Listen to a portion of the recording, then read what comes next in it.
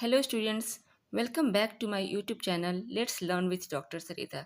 Students, आज का जो हमारा क्लास है वो है मेल रिप्रोडक्टिव सिस्टम, जिसको कि नर जनन तंत्र कहते हैं। इससे पिछले क्लास में हम लोगों ने रिप्रोडक्शन किसे कहते हैं, रिप्रोडक्शन सिस्टम क्या होता है, हमने देखा था कि कितने प्रकार के रिप्रोडक्शन होते हैं, सेक्सुअल रिप्रोडक्शन क्या होता है, एसेक्सुअल रिप्रोडक्शन किसे कहते हैं। साथ ही साथ हमने ह्यूमन रिप्रोडक्शन की कैरेक्टरिस्टिक देखा था, विशेषताएं समझी थी कि मानव प्रजनन की क्या विशेषताएं होती हैं। हमने फेज देखा था, रिप्रोडक्शन में कितने फेज होते हैं, कितने चरण होते हैं, गैमेट्स किसे कहते हैं, गेमेटोजेनेसिस क्या क्या होता है।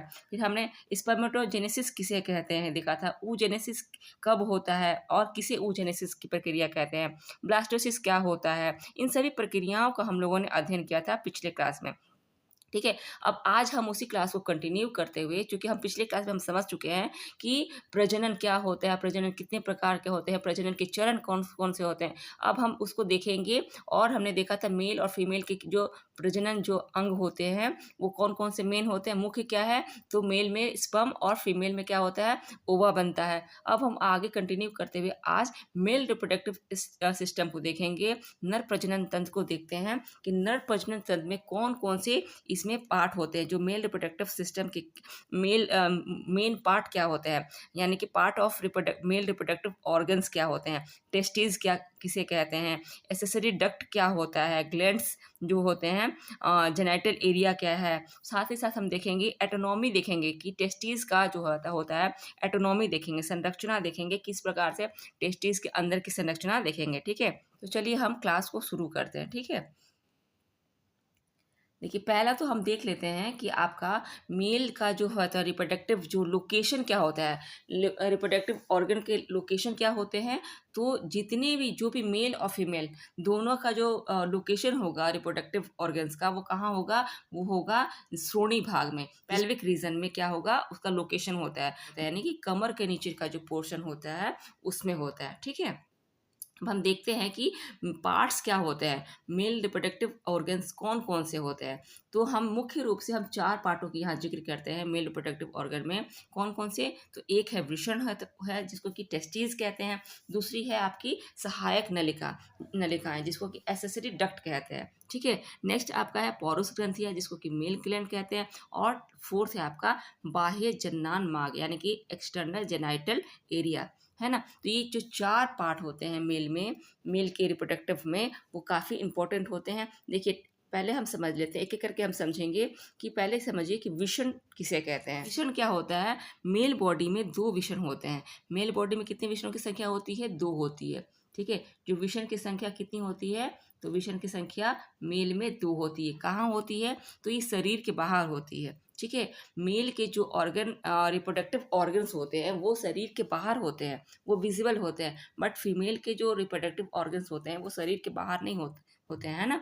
तो मेल के कहाँ होते हैं, मेल के जो विषण होते हैं, टेस्टिस की संख्या कितनी है, तो दो होती है। ठीक है, और ये कहाँ होते हैं, तो ये शरीर के बाहर होते हैं। और उनके जो पेनिस होते हैं उनके दोनों साइड में होते हैं, लेफ्ट एंड राइट। ठीक है, दो होते हैं, लेफ्ट एंड राइट होते हैं। तो आप प्रश्न ये उठता है कि शरीर के बाहर क्यों होते हैं, जो टेस्टीज है वो शरीर के अंदर क्यों नहीं होते हैं। तो देखिए टेस्टीज में क्या होता है, तो स्पर्म का निर्माण होता है ना। स्पर्म का निर्माण कहाँ होता है, टेस्टीज में होता है। और स्पर्म के निर्माण के लिए जो बॉडी का एवरेज टेम्परेचर होता है, कितना होता है एवरेज टेम्परेचर, 37 डिग्री सेल्सियस, है ना।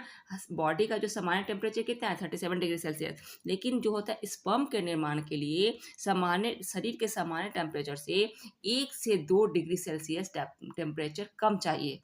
ठीक है, तो वो कहाँ होगा, वो शरीर के बाहर ही तो होगा।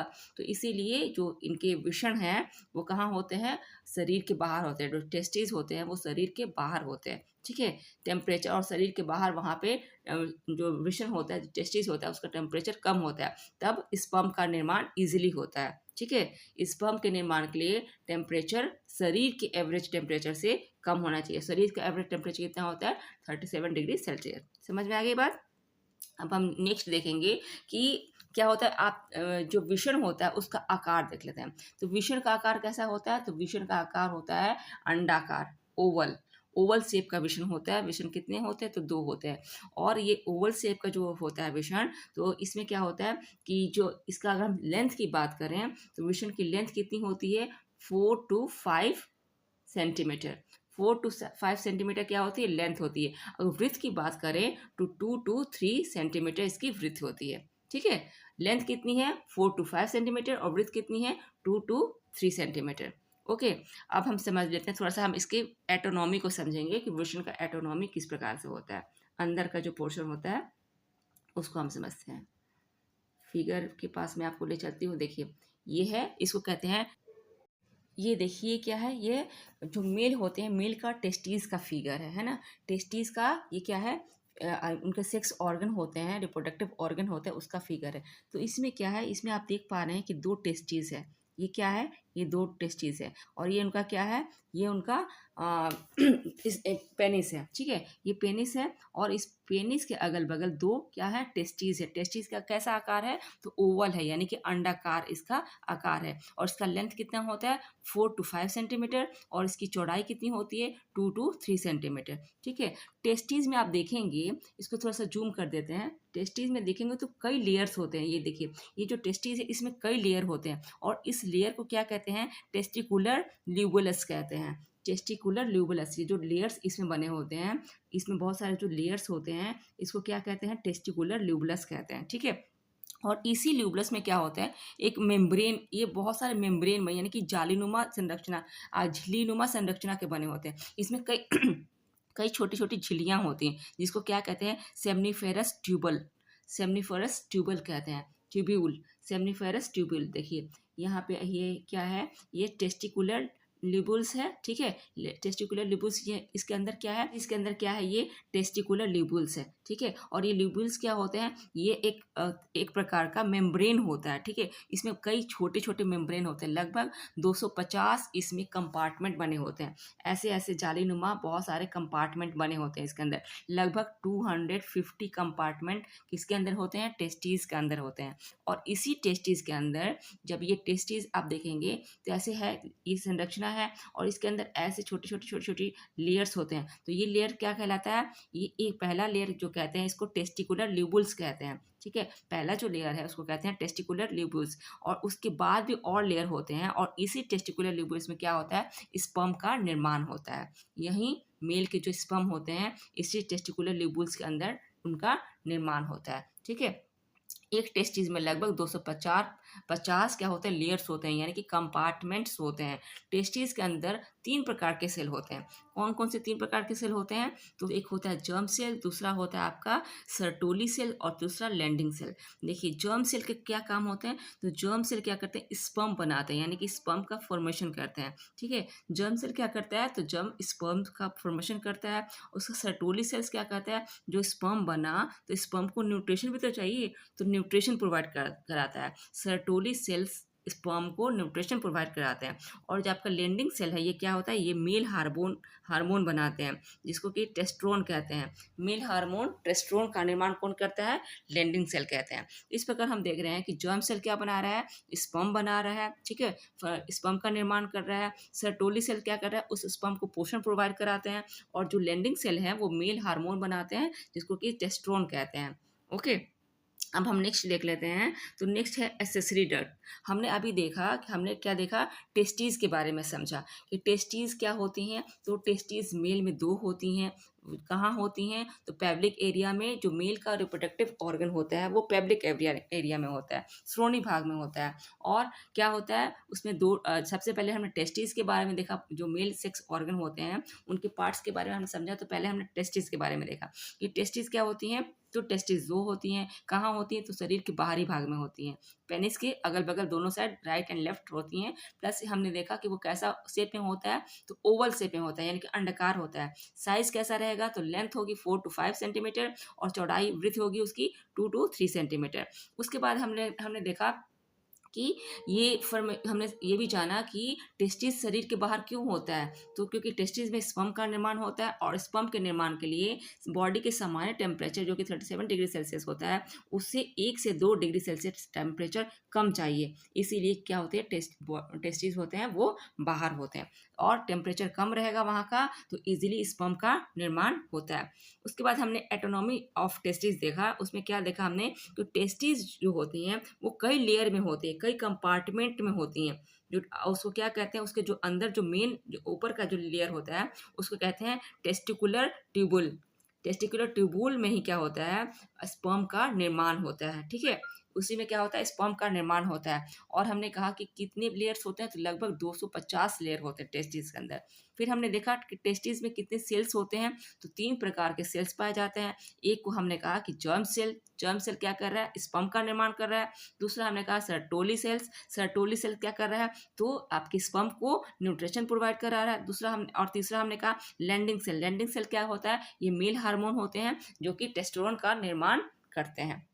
नेक्स्ट हम आ जाते हैं एक्सेसरी डक्ट पे, ठीक है। पहले हमने टेस्टिस के बारे में समझ लिया, अब हम एक्सेसरी डक्ट के यानी कि आप जो नलिकाएं होती हैं, ठीक है, जो आवश्यक नलिकाएं होती उसके बारे में हम समझ लेते हैं कि क्या कौन कौन सी होती हैं। तो एक को कहते हैं रेड टेक्सिस यानी कि रेड टेस्टेस यानी कि विषण जलिकाएं। दूसरा वास डिफरेंस यानी कि शुक्रवाहिकाएं। दूसरा एपिडेमिस यानी कि अधिविषण। और चौथा है वासा इफेंसिया, जिसको कि इसको भी कहते हैं शुक्रवाहिकाएं ही, ठीक है। वासा इफेंसिया को भी क्या कहते हैं, शुक्रवाहिकाएं ही कहते हैं। हम समझ लेते हैं कि रेड टेस्टिस किसे कहते हैं, यानी कि विषण नलिकाएं क्या होती है। देखिए, जब टेस्टिस के अंदर स्पर्म बनता है तो सबसे पहले वो क्या होता है, वो किसमें बनता है, सेमीफेरस ट्यूबल में बनता है, सेमीफेरस ट्यूब्यूल में बनता है। लेकिन यहाँ क्या होता है, यहाँ पे इमेच्योर होता है, ठीक है। और जब मेच्योर हो जाता है तो कहाँ चला जाता है, नीचे चला जाता है। किस में चला जाता है, एपिडिमस में चला जाता है, जिसको अधिविषण कहते हैं। हम इसको फिगर के माध्यम से समझते हैं, ठीक है। फिगर में आपको अच्छा इजीली समझ में आएगा। देखिए, पहले हम बात कर रहे हैं किसकी, एक्सेसरी डक्ट की, ठीक है, यानी कि जो होते हैं नलिकाएं, सहायक नलिकाएं जिसको कहते हैं। इस फिगर को थोड़ा सा जूम कर लूँ।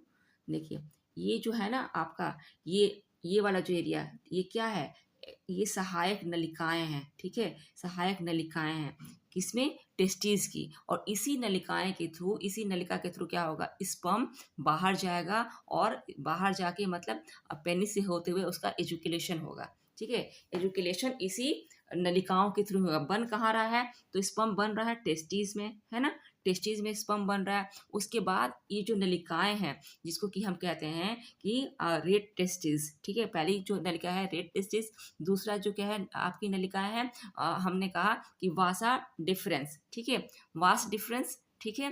पहला रेड टेस्टिस, दूसरा वास डिफरेंस, और तीसरा आपका है एपिडेमिस, ठीक है, एपिडेमिस। और चौथा वासा इफेंसिया, ठीक है, इफ्रेंसिया। तो क्या होता है, ये 4 जो नलिकाएं होती हैं, डक्ट होती हैं, बहुत ही नेसेसरी होती हैं। इसको क्या कहते हैं, एसेंसरी डक्ट यानी कि सहायक नलिकाएं।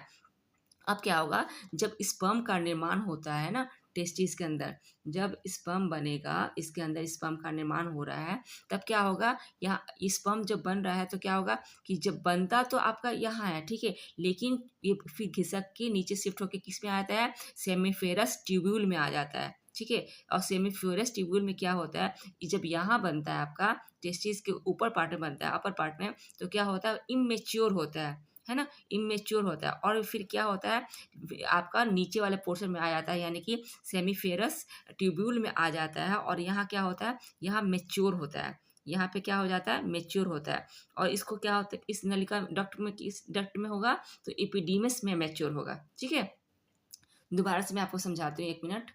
देखिए, ये आपका ये टेस्टिस है, ठीक है। और टेस्टिस के अंदर क्या हुआ, इस टेस्टिस के अंदर किसका निर्माण हुआ, स्पर्म का निर्माण हुआ। स्पर्म कहाँ बना, सेमीफेरस ट्यूब्यूल में, जिसको कि टेस्टिकुलर ल्यूब्यूल भी कहते हैं, और इसी का एक लेयर होता है सेमीफेरस ट्यूब्यूल, ठीक है। तो टेस्टिकुलर ल्यूब्यूल में बना, टेस्टिकुलर ल्यूब्यूल कहाँ है, यहाँ है, ठीक है, टेस्टिकुलर ल्यूब्यूल में बना। उसके बाद क्या है, जब टेस्टिकुलर ल्यूब्यूल में स्पर्म बना तो उस वक्त वह इमेच्योर होता है, ओके, इमेच्योर होता है। तब वो कहाँ जाता है, तो एपिडिमिस में जाता है, यानी कि एपिडिमिस यहाँ है, यहाँ से यहाँ ऊपर चला जाता है, एपिडिमिस में जाता है। और एपिडिमिस में जिसको अधिविषण कहते हैं, ठीक है, एपिडिमिस में जाता है, एपिडिमिस को क्या कहते हैं, अधिविषण कहते हैं। और इस जो कंपार्टमेंट होता है, जो टेस्टिस के ये वाला जो कंपार्टमेंट, यहाँ क्या होता है, स्पर्म मैच्योर हो जाता है। टेस्टिकुलर ल्यूब्यूल में स्पर्म क्या होता है, स्पर्म इनमेच्योर होता है, मतलब परिपक्व नहीं होता है। और जब जाता है एपिडेमिस में जाता है, एपिडेमिस नलिका में जाता है, तब यहाँ वो मैच्योर होता है, ठीक है। तो इस प्रकार हम देख रहे हैं कि सेमीफेरस जो होता है स्पर्म क्या होता है, वहाँ पे मैच्योर होते हैं इस ट्यूब्यूल में, टेस्टिकुलर ट्यूब्यूल में स्पर्म इमेच्योर होते हैं और एपिडेमिस में जाते हैं तो वहाँ पे एग क्या होता है, मेच्योर हो जाता है। अब मेच्योर हो गया, अब वो एग को फर्टिलाइज करने के लिए तैयार है, ठीक है। तो एग को फर्टिलाइज करने के लिए तैयार है, तो ये स्पर्म फिर कहाँ जाएगा, तो स्पर्म यहाँ से निकल के फिर जाएगा वास्ट डिफरेंस में, ठीक है। वास्ट डिफरेंस में जाएगा और वास्ट डिफरेंस के मार्क से फिर यहाँ पे आएगा यूथेरा वाले पोर्शन में, ठीक है। यूथेरा वाले पोर्शन में फिर इस पेनिस के माध्यम से इसका इजुकुलेशन हो जाएगा। समझ में आई बात, इस प्रकार से इजुकुलेशन होता है। स्पर्म का निर्माण कहाँ हुआ, तो स्पर्म का निर्माण आपके टेस्टिस में हुआ। टेस्टिस के किस भाग में हुआ, टेस्टिकुलर लिब्यूल में हुआ। टेस्टिकुलर लिब्यूल में कैसा होता है स्पर्म, उस वक्त इमेच्योर होता है, परिपक्व नहीं होता है। मेच्योर कहाँ होगा, एपिडेमिस में होगा, एपिडेमिस नलिका में मेच्योर होगा। वहाँ से मेच्योर होगा तो कहाँ जाएगा, आपके वास्ट डिफरेंस में, वासा डिफरेंसिया से होते हुए वास्ट डिफरेंस में जाएगा। और चूंकि अब मैच्योर हो गया है, अब किसी एक से ये मिलेगा तो फीमेल को प्रेग्नेंट कर सकता है। तो ये वास्ट डिफरेंस से जाए होते हुए यूरेथ्रा, ये क्या है, यूरेथ्रा वाला मार्ग है, यानी कि मूत्र मार्ग जो होता है, यूरेथ्रा वाले मार्ग से होते हुए कहाँ निकल आएगा, स्पर्म का इजुकुलेशन हो जाएगा। मेल में यूरेथ्रा मार्ग और स्पर्म का एजुकेशन का मार्ग हो क्या है, एक ही होता है, ठीक है। एजुकेशन का मार्ग क्या होता है, एक ही मार्ग होता है। समझ में आई बात। और ये जब यहाँ से स्पर्म का एजुकेशन होगा तो किसी फीमेल की बॉडी में अगर जाएगा तो वहाँ पे अगर एग होगा और एग को क्या करेगा, ये पहुँच जाएंगे फिलिपिनियन ट्यूब में। फिलिपिनियन ट्यूब में क्या होगा, एक का निषेचन होगा, और निषेचन होगा उसके बाद एक कहाँ हो जाएगा, फीमेल बॉडी में आ जाएगा, उनके यूटेरस वाला भाग में, और वहाँ वो चिपक जाएगा, जिसको कहते हैं हम ब्लास्टोसिस के नाम से। कल हमने इसको पढ़ा था ना कि जब एक बॉडी के फीमेल बॉडी के यूटेरस से चिपक जाता है और वहीं चिपक ये तब उसको क्या कहते हैं, ब्लास्टोसिस्ट की प्रक्रिया कहते हैं। तो इस प्रकार जो मेल जो ऑर्गन होते हैं वो हम काम करते हैं। अभी हमने पहले देखा था टेस्टिस के बारे में, उसके बाद हमने देखा कि एक्सेसरी डक्ट होती हैं। ये क्या है, ये पांचों चारों क्या है, ये एक्सेसरी डक्ट है ना। इस साइड जो ये नलिकाएं आपको दिख रही हैं, ये सब क्या है, एक्सेसरी डक्ट है, यानी कि सहायक नलिकाएं हैं। जो स्पर्म बन रहा है इन्हीं नलिकाओं के थ्रू उनका इजुकुलेशन होता है या वो पेनिस से बाहर निकलती हैं, ठीक है। अब हम देख लेते हैं कि जो मेल ग्लैंड्स होते हैं, और एक और बात आपको बतानी है। देखिए, जब ये स्पर्म निकलता है तो जब आप देखते हैं कि मेल में नसबंदी होता है, ठीक है। नसबंदी क्यों होता है, कि आगे रिप्रोडक्शन ना हो। तो जब उस नसबंदी में क्या होता है, तो ये जो आपका वास्ट डिफरेंस का जो नलिकाएं है ना, ये इसको ही डिस्कनेक्ट कर दिया जाता है, इसको काट दिया जाता है, इस डक्ट को काट दिया जाता है। तो जब नसबंदी होता है तो ऐसा नहीं कि मेल में स्पर्म नहीं बनता है, स्पर्म बनता है, लेकिन उसका एजुकुलेशन नहीं होता है, यानी कि वो बाहर नहीं निकलता है, ठीक है। ये नलिका ही कट गई है, ठीक है, वास्ट डिफरेंस काट दिया गया है, वास्ट डिफरेंस को यहीं से काट दिया गया है, तो क्या होगा, वो बाहर निकलेगा ही नहीं, ठीक है। तो यही होता है नसबंदी में। नसबंदी में नस को ही क्या किया जाता है, ब्लॉक कर दिया जाता है, काट के अलग कर दिया जाता है, ठीक है। अब हम समझते हैं कि जो मेल ग्लैंड्स होते हैं या वो क्या है, मेल जो ग्रंथियां होती हैं जो आपके रिप्रोडक्शन की, सेक्स ऑर्गन की, वो कौन कौन सी ग्रंथियां हैं, ठीक है। पहला है आपका सेमिनल वेसिकल। सेमिनल वेसिकल क्या होता है, तो एक प्रकार के ये म्यूकस होते हैं, ठीक है। म्यूकस यानी कि श्लेष्म, जिसको हिंदी में क्या कहते हैं, श्लेष्म होता है, एक प्रकार का चिपचिपा पदार्थ होता है, ठीक है। तो ये क्या होता है, सेमिनल वेसिकल क्या होता है, एक प्रकार का टाइप ऑफ म्यूकस है। म्यूकस मतलब श्लेष्म, जिसको हिंदी में श्लेष्म कहते हैं, और श्लेष्म क्या होते हैं, एक प्रकार का चिपचिपा पदार्थ होता है, ठीक है। चिपचिपा पदार्थ ये किस लिए आवश्यक है, क्योंकि जब आपका इजीली मूव करे, ठीक है, इजीली मूव करने के लिए चिपचिपा पदार्थ स्पर्म में होना आवश्यक है। जो स्पर्म में चिपचिपा पदार्थ होता है स्पर्म को इजीली मूव करने के लिए, इधर उधर ना चिपके और उसका जो रास्ता हो, डायरेक्शन होता है, वो सही हो। सेकंड जो ग्लैंड है वो है प्रोस्टेट ग्लैंड। प्रोस्टेट ग्लैंड क्या होता है, तो ये सिट्रिक एसिड प्रोवाइड कराते हैं, ठीक है। ये सिट्रिक एसिड का फॉर्मेशन करते हैं, स्पर्म में सिट्रिक एसिड को प्रोवाइड कराते हैं, और इस क्या करता है, स्पर्म को एक डायरेक्शन और प्रोवाइड कराता है, यानी कि दिशा और दिशा प्रोवाइड करता है, एक डायरेक्शन प्रोवाइड करता है कि स्पर्म इजीली अपने गंतव्य मार्ग तक पहुँच सके। तो पहला जो ग्लैंड है वो क्या है, सेमिनल वेसिकल है। सेमिनल वेसिकल क्या करते हैं, ये एक प्रकार का म्यूकस होता है जो चिपचिपा पदार्थ बनाते हैं, जिसको हिंदी में सेस्म कहते हैं। दूसरा है प्रोटेस्ट ग्लैंड। प्रोटेस्ट ग्लैंड क्या करता है, सिट्रिक एसिड का फॉर्मेशन करता है ना, सिट्रिक एसिड फॉर्मेशन करता है, और इससे क्या होता है, सिट्रिक एसिड के फॉर्मेशन से जो स्पर्म होता है उसको एक डायरेक्शन मिलता है, उसको एक दिशा मिलती है। और थर्ड क्या है, बल्बोथर ग्लैंड। बल्बोथर ग्लैंड क्या करते हैं, तो ये बल्बोथर ग्लैंड जो होते हैं स्पर्म को फ्रुक्टोज प्रोवाइड कराते हैं, यानी कि फ्रुक्टोज को एनर्जी प्रोवाइड कराते हैं। अब जो स्पर्म है, तो स्पर्म तो ऐसी कुछ नहीं है ना, ऐसे वो कुछ नहीं कर पाएगा जब तक कि उसको जो ग्लैंड्स होते हैं, कुछ ग्लैंड्स उसको एनर्जी प्रोवाइड करा रहे हैं, कुछ ग्लैंड उसको दिशा प्रोवाइड करा रहे हैं, कुछ ग्लैंड्स उसको म्यूकस श्लेष्म प्रदान करा रहे हैं, और श्लेष्म की वजह से क्या होता है, वो चिपक इधर उधर नहीं चिपकता है, इजिली मूव करता है। ठीक है, तो सेमिनल वेसाइकल क्या है, सेमिनल वेसाइकल एक प्रकार का म्यूकस होता है। और दूसरा हमने ग्लैंड देखा कि प्रोटेस्ट ग्लैंड। प्रोटेस्ट ग्लैंड क्या करते हैं, सिट्रिक एसिड का फॉर्मेशन करते हैं। किस लिए करते हैं, कि जो स्पर्म होता है उसको एक डायरेक्शन मिल सके, एक दिशा मिल सके। तीसरा हमने देखा कि बल्बोथर ग्लैंड। बल्बोथर ग्लैंड क्या करता है, तो स्पर्म को फ्रुक्टोज प्रोवाइड कराता है, यानी कि एनर्जी प्रोवाइड कराता है ना। और चौथा जो है आपका एक्सटर्नल जेनाइटल एरिया, और इसी एक्सटर्नल जेनाइटल एरिया के थ्रू क्या होता है, इजैकुलेशन की प्रक्रिया होती है। हम फिगर में भी देख लेते हैं इसको एक बार। देखिए, जो इस साइड हमने देखा था कि जो आपका इस साइड, इस सारे क्या है, ये सारे क्या थे, आपके डक्ट थे, है ना, सहायक नलिकाएं। इस साइड जो है सारी सहायक नलिकाएं हैं। किसको किसके लिए सहायता करिए, टेस्टिस की। और टेस्ट इसके सहायक नलिका के थ्रू स्पर्म क्या होता है, स्पर्म का बाहर की तरफ जाता है। ठीक है, उसके बाद ये जो है आपके सेमिनल वेसाइकल, ये क्या है, सेमिनल वेसाइकल, ये दो दो के लेयर में होते, दो होते हैं दोनों साइड, इस साइड भी होगा और इस साइड भी होगा। प्रोटेस्ट ग्लैंड, ये भी दो होते हैं, प्रोटेस्ट ग्लैंड यहाँ भी है और यहाँ भी है। ठीक है, उसके बाद बर्बोथर ग्लैंड, ये भी यहाँ पे दो, आप देख पा रहे हैं फिगर में। इसको थोड़ा सा और बड़ा कर दूं, देखिए जो ये फिगर आपका है, तो हमने कहा कि सेमिनल वेसाइकल ये क्या है, ये दो है, एक यहाँ सेमिनल वेसाइकल है और एक यहाँ सेमिनल वेसाइकल है।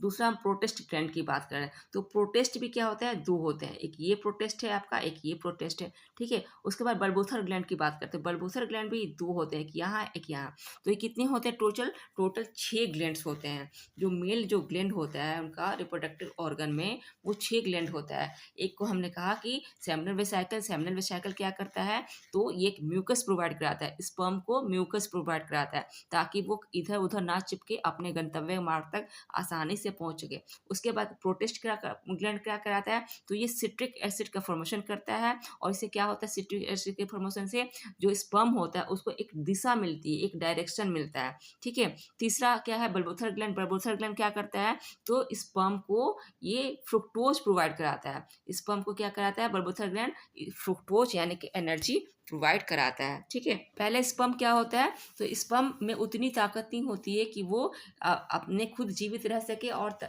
मतलब रिप्रोडक्शन कर सके। तो उसके लिए क्या होता है, स्पर्म में पहले मिलता है सेमिनल वेसाइकल। ये जो है आपका सेमिनल वेसाइकल, सेमिनल वेसाइकल क्या प्रोवाइड करा रहा है इसको, तो एक चिपचिपा पदार्थ प्रोवाइड करा रहा है ताकि उसका प्रोटेक्शन हो सके। उसके बाद प्रोटेस्ट ग्लैंड क्या प्रोवाइड करा रहे हैं, तो प्रोटेस्ट ग्लैंड उसको प्रोवाइड करा रहे हैं सिट्रिक एसिड, ताकि उसको एक दिशा मिल सके। और बल्बोथर ग्लैंड क्या प्रोवाइड करा रहे हैं, तो उसको एनर्जी प्रोवाइड करा रहे हैं, यानी कि फ्रुक्टोज प्रोवाइड करा रहे हैं। तब यहाँ पे स्पर्म क्या बन जाता है, इन सब से मिलने के बाद, यानी कि स्पर्म में फ्रुक्टोज जुड़ गया, सिट्रिक एसिड जुड़ गया, म्यूकस जुड़ गया, तब क्या बन जाता है स्पर्म। स्पर्म को उस पर क्या कहते हैं, सीमन कहते हैं, यानी कि वीर्य। जब स्पर्म अब वीर्य बन गया, ठीक है, पहले क्या था, शुक्राणु था, स्पर्म था, अब क्या बन जा रहा है, वो वीर्य बन जाता है, इसको सीमन कहते हैं। ओके, तो आप यहाँ क्या हो गया, सीमेन बन जाएगा। उसके बाद क्या होगा, फिर यहाँ से उसका इजुकुलेशन होगा। ठीक है, तो इस प्रकार जो है मेल के जो है होते हैं ग्लैंड्स, वो काम कर रहे होते हैं। अब एक्सटर्नल जेनाइटल एरिया क्या होता है, तो एक्सटर्नल जेनाइटल एरिया में मेल का पेनिस भाग आ जाता है। ठीक है, ये एक्सटर्नल जेनाइटल एरिया मेल के पेनिस वाले भाग को कहते हैं, और जहाँ से यूरेथ्रा वाले भाग से होते हुए स्पर्म का क्या होता है, इजुकुलेशन होता है। यहाँ स्पर्म का निर्माण हुआ, ये क्या होता है, ये डक्ट के सहारे आए, यूरेथ्रा वाले भाग में आए, फिर यूरेथ्रा वाले भाग से पेनिस के थ्रू इनका इजुकुलेशन हो जाता है। ठीक है? अब यूरिक अगर फीमेल बॉडी में होता है, तो वहाँ वो सेल से मिलते हैं, वो अंडाणु से मिलते हैं और अंडाणु से मिलके फ़ैलोपियन ट्यूब में क्या होता है, उनका निषेचन होता है। फिर क्या होगा, निषेचन होने के बाद वो कहाँ आ जाएँगे, वो यूटेरस में आ जाएँगे और यूटेरस की दीवार से चिपक जाते हैं, ठीक है? तब वो ज़ायगोट बन जाते हैं। ज़ायगोट बन जाते हैं और तब उनको क्या कहते हैं, यूटेरस की दीवार से चिपक जाते हैं और तब वो उनका पे क्या होता है, आगे उनका डेवलपमेंट होता है, फर्दर डेवलपमेंट होता है। उनमें सेल बनेंगे, टिश्यूज़ बनेंगे, डिफरेंट डिफरेंट अंग बनेंगे और 9 महीने के बाद बच्चे का जन्म होता है। ठीक है? तो ये हमारा जो था चैप्टर, वो मेल रिप्रोडक्टिव ऑर्गन के थे, यानी कि मेल रिप्रोडक्टिव ऑर्गन में कौन कौन से पार्ट होते हैं और उनके क्या कार्य होते हैं, किस प्रकार से स्पर्म का निर्माण होता है। ठीक है? स्पर्म किस प्रकार से बनता है, कहाँ बनता है, किस बॉडी पार्ट में स्पर्म का निर्माण होता है। तो हम लोगों ने आज मेल रिप्रोडक्टिव सिस्टम को, ऑर्गन को भी पढ़ा, सिस्टम को समझा। आई होप आपको क्लास समझ में आया होगा।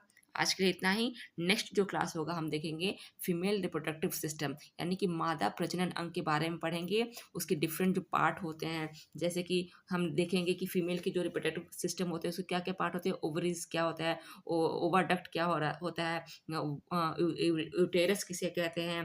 फिर उसके बाद हम देखेंगे कि पाथवे क्या होता है, vagina, external genital area, mammary glands, सब क्या होते हैं। डिफरेंट डिफरेंट पार्ट को हम समझने का प्रयास करेंगे। तो आज के लिए इतना ही। Thank you so much.